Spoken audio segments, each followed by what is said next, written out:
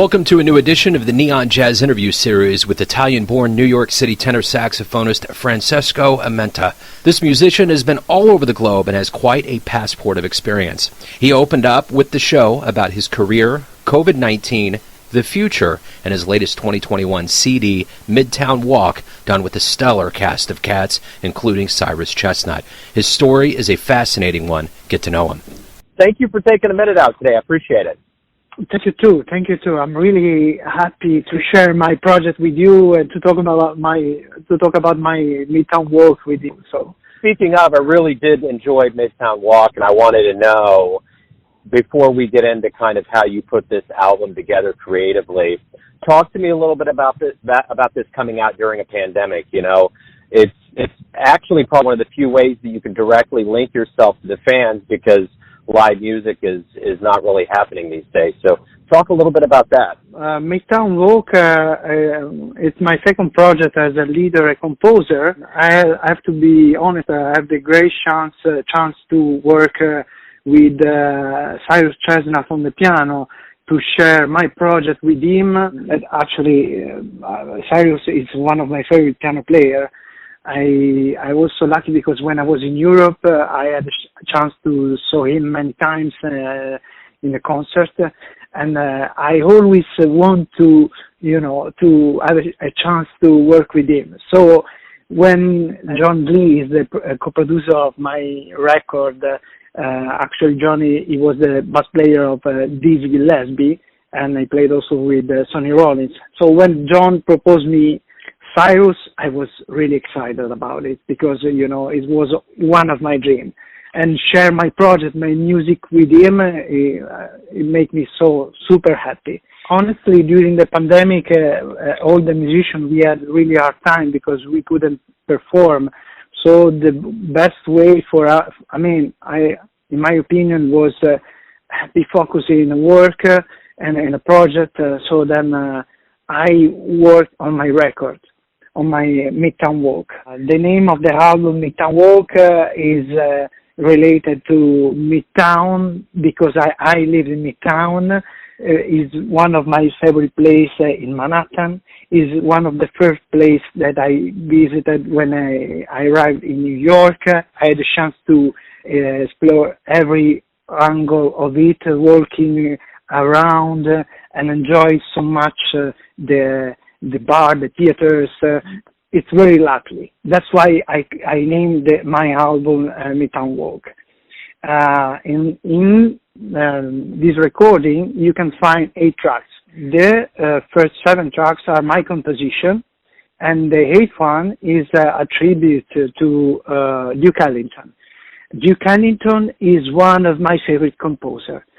Always, ever.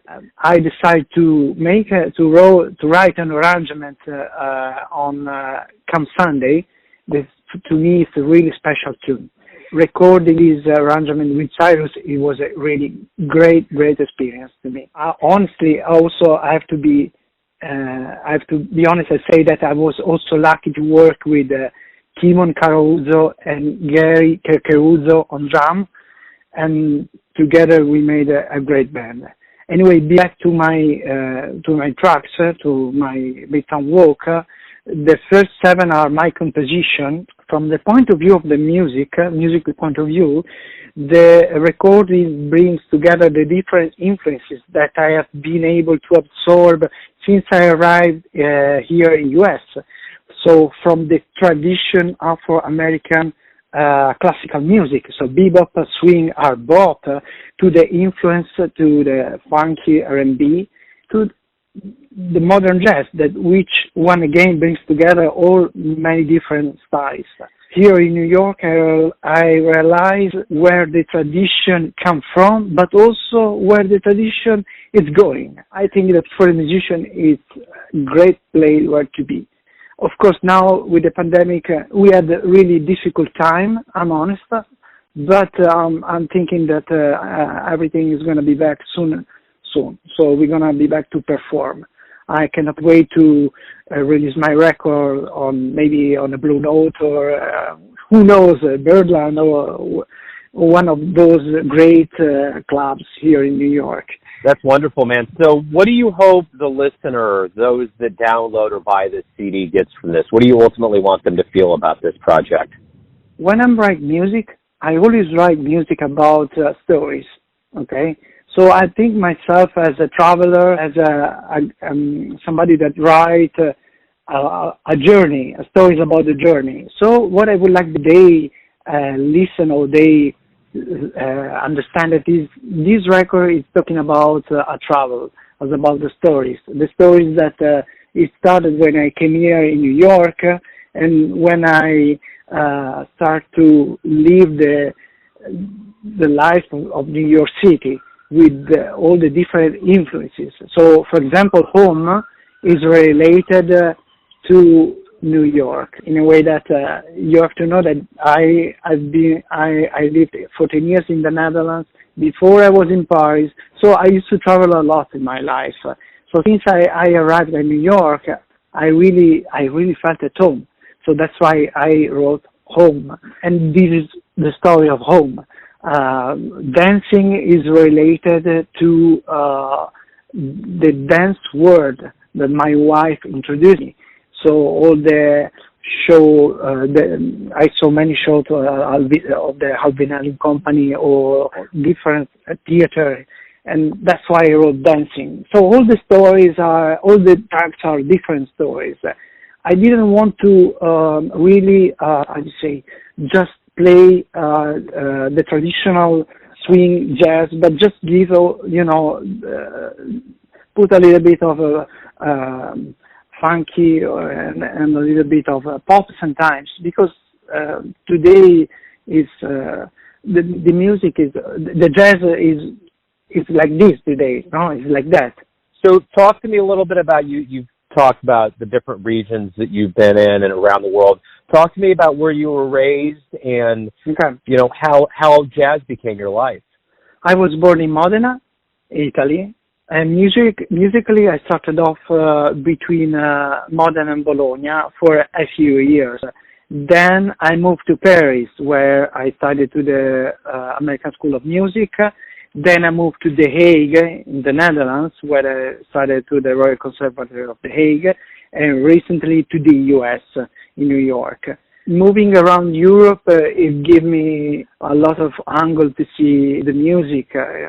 And then moving here in the US, I realized where the tradition are from, and this is amazing from some point of view, of course.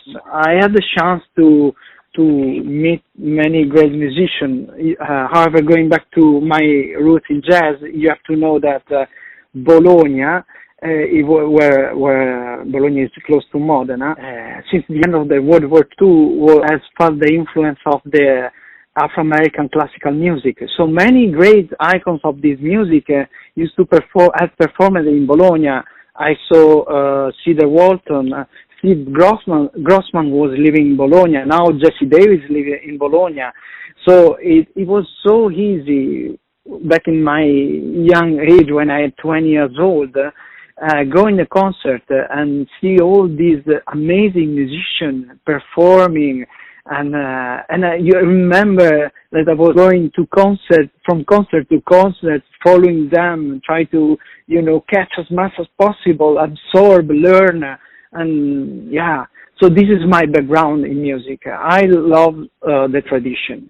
I can say that is where I'm from. So my hero are Sonny Rollins, are Dexter Gordon, Stan Getz, John Coltrane, Johnny Griffin, that I met in Paris actually. Or, for example, in Bologna, when I was really young, I met Bobby Durant, that was the drummer of Oscar Peterson, and I played with him a couple of times when I had 18 years old, so a lot of years ago. In Bologna, I met also Bob Franceschini, that became one of my teachers for some months. Or I met Eddie Anderson, that was you have to know that one of the first teachers, Piero Dorici, he played a lot with Eddie Anderson and Cedar Walton. So you see, I had a chance to meet all these great musicians and listen them a lot of hours, a lot of time. I have a lot of recording that I used to listen and try to repeat and try to transcribe. Even when I didn't know how to write the music, I was obsessed by the sound. How has it, all of these different areas you lived at in the world, how has all of that contributed to your sound and your voice that you have in jazz? For the Italian area, I'm thinking that the sound is related to our culture. This is my first thought. Anyway, for example, the Italian language is really melodic. So if you have a chance to listen to Italian music, it's really melodic.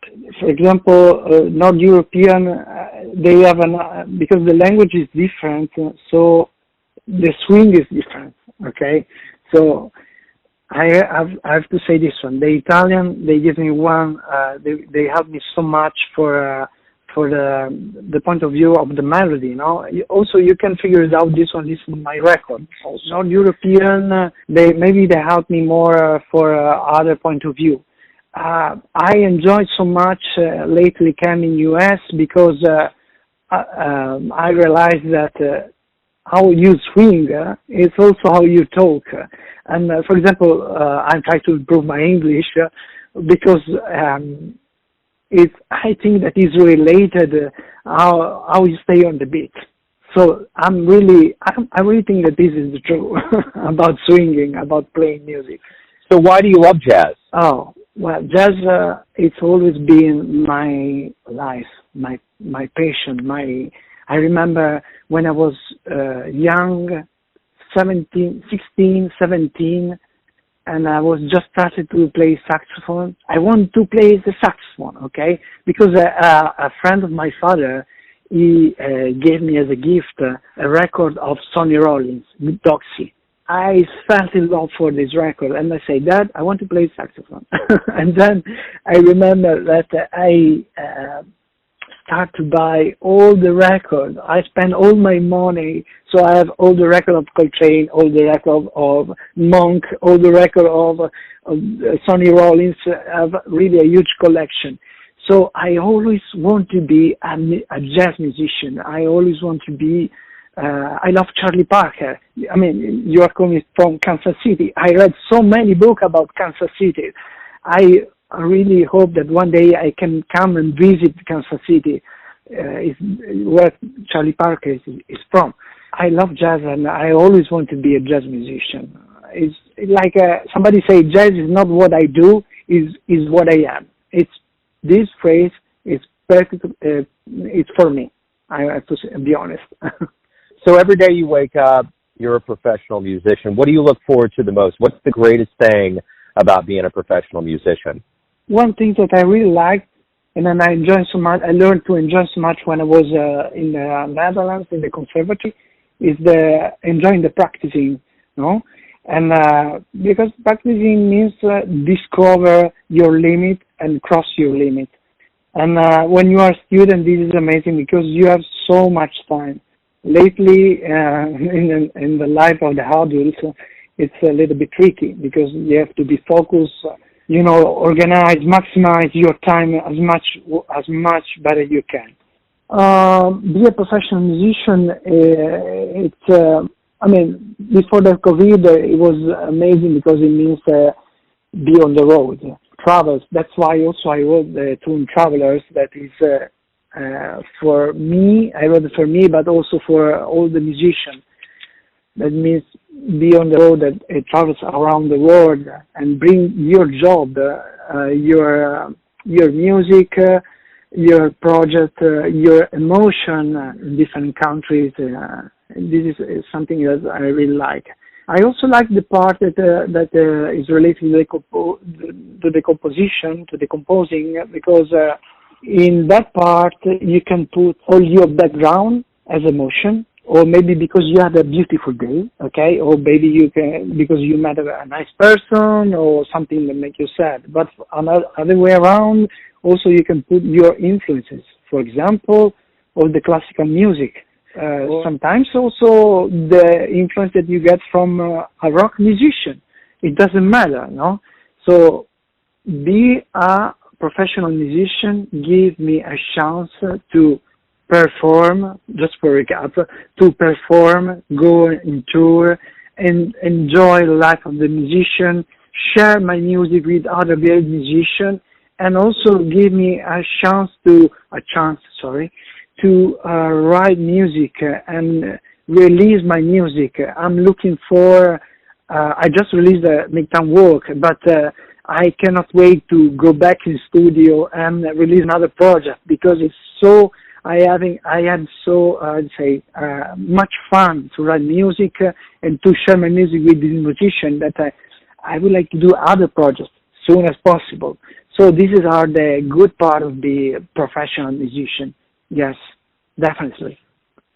Wonderful. When we do get back to live music, what do you hope we realize about this time away from seeing live music, both the musician and the audience?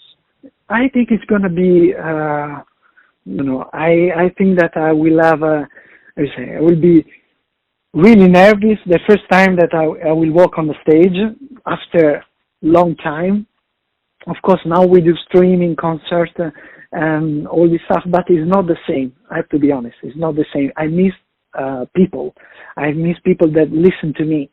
So one of the first things that I will do for sure is gonna talk with them and say, hello, I'm so happy to see you here, listen to me. I'm so happy to share my music, all my stuff with you.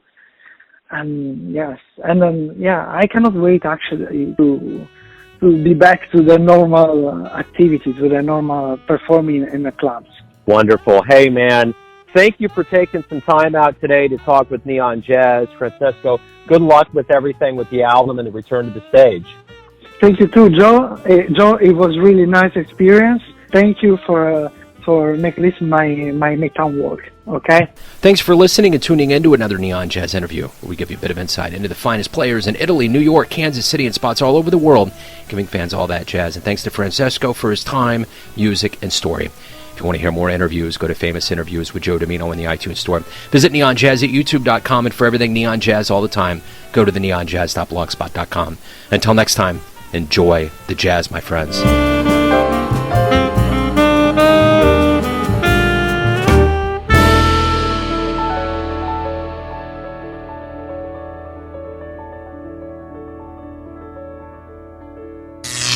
Neon Jazz.